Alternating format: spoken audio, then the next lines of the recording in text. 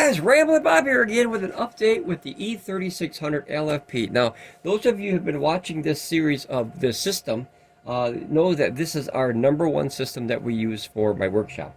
We're 100% off-grid in here, and we have four small arrays coming in, a 1600 watt, a 1600 watt, an 800 watt, and an 800 watt, all coming in at the same time. Now, the two 800 watts are obviously limited by the battery input, which is only 400 watts a piece. But I'm able to get 1200 on this one, 1200 on this one, 400 on that one, and 400 on that one.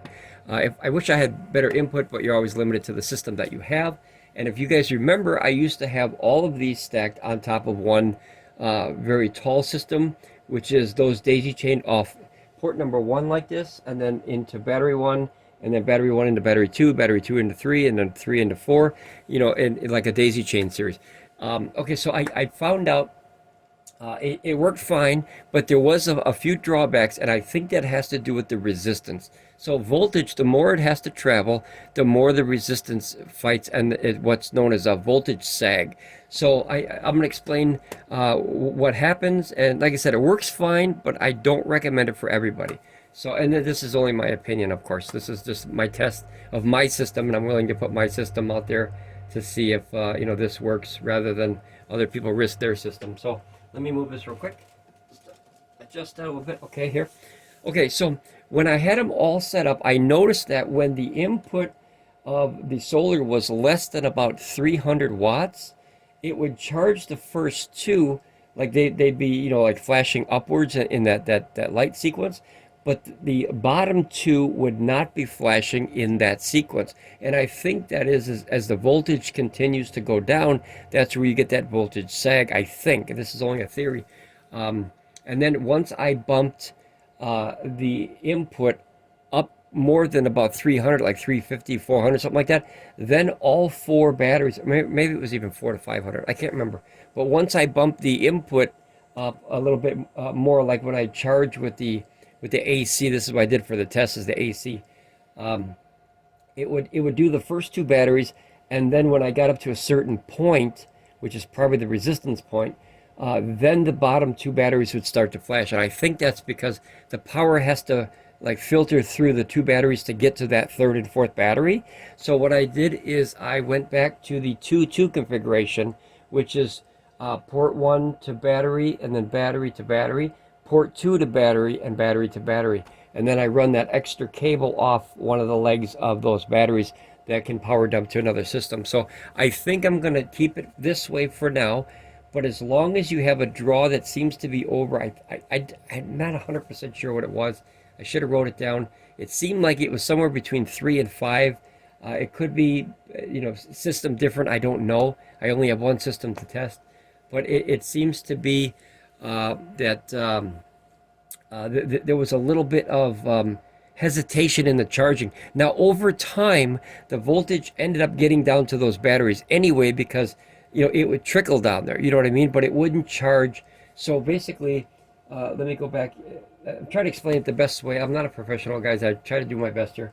So I noticed that all these are 100% because the system is full. It's yellow. It says 0 minutes because we have so much solar coming in today that I literally have nowhere to put it, which that's a blessing. So I won't argue about that. But so the batteries, if you have the whole set, so 1, 2, and 3 is here, which is host, 0, and 1. I use them. I call them 1, 2, 3, 4, 5, but it's a little bit easier for my brain. But these first 3 would say charging. You see that little lightning bolt right there? Hopefully you can see that. I'm pretty far away. I have a stationary camera today. Let me put the feet a little wider here so I don't tip it over. Okay, so the little lightning bolt shows up right here, shows that the battery is taking in a charge. Now the charge that it's taking in is obviously because I'm utilizing some of the power. I have 212 going out and 237 coming in. So it's trying to balance that, of course, you know, and that little bit of difference is the conversion loss from the solars to what I'm using, because they're converting it to AC and whatnot. But these 3 would show up with the lightning bolt, right? And then the last 4 and 5 would not have the lightning bolt, but the energy would get down there anyway over time.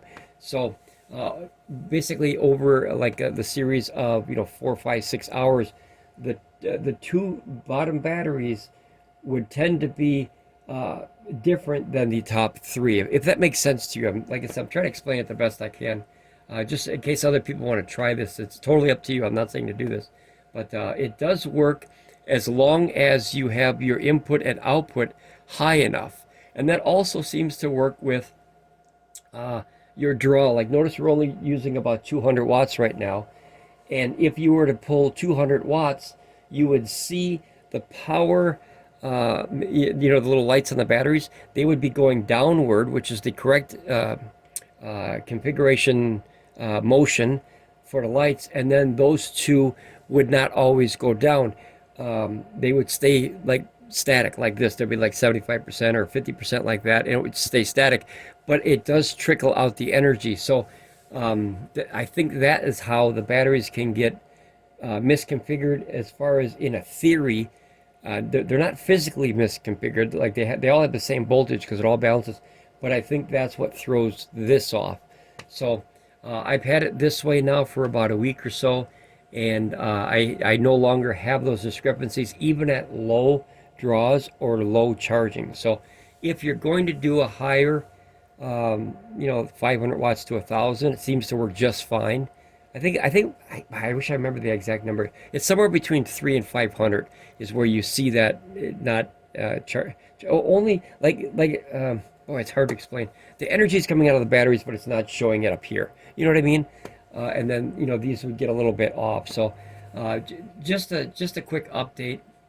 Like I said, in case someone else wants to try this, you know, feel free. I'm not telling you to do it. It's your system. You want to do whatever you want to do, but I just want to let people know my experience. This is an expensive system. It's like a $5,000 system, so I don't want people to make a mistake and do something that could damage or, you know, misconfigure your system, of course.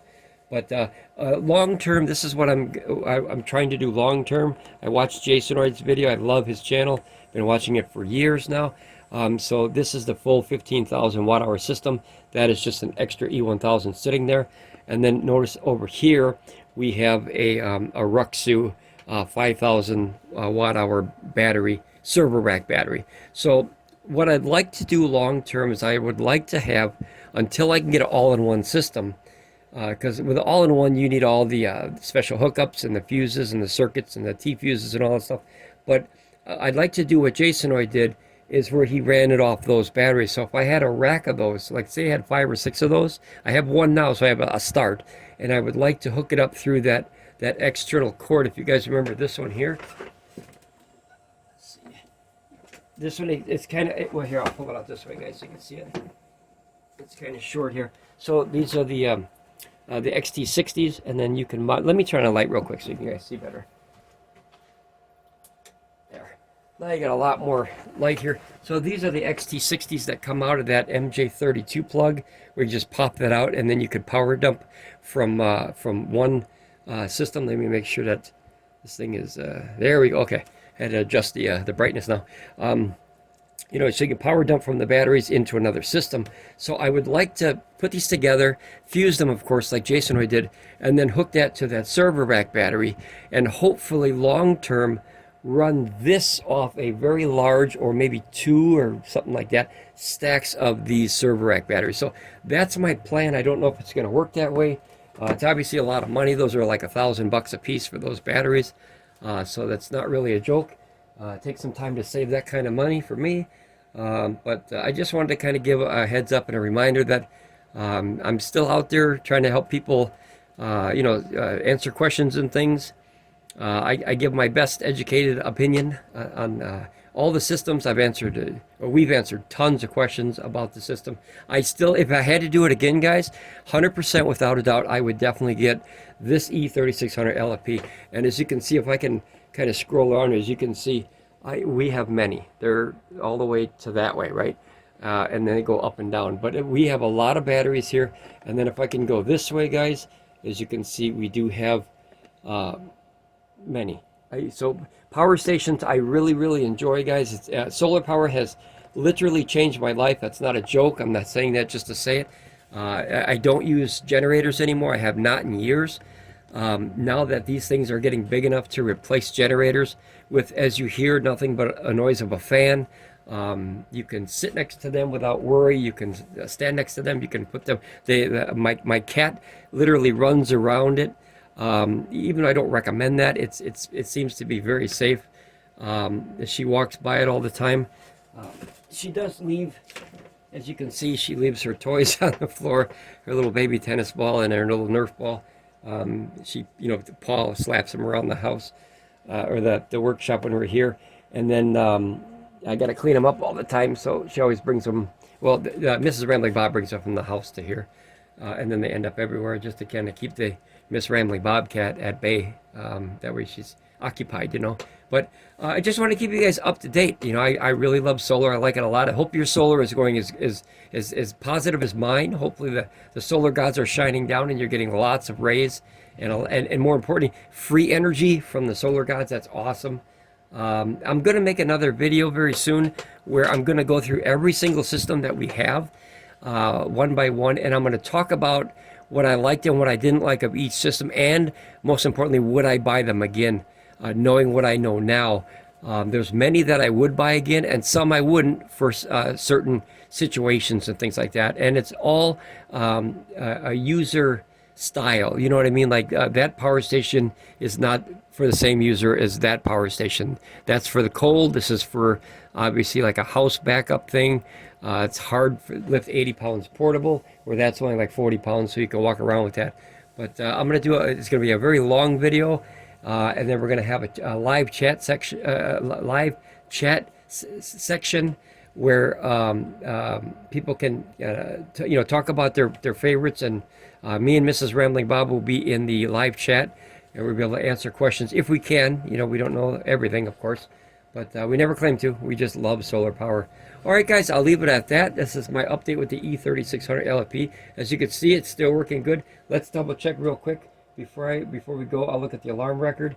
Clear as a bell. I don't have anything to delete. Nothing there. So so far everything is going good. Love the system. I hope you guys is working just as well as ours. All right, guys, ramble on, be safe, and we'll see you next time here on Ramblin Bob Reviews. Bye, guys.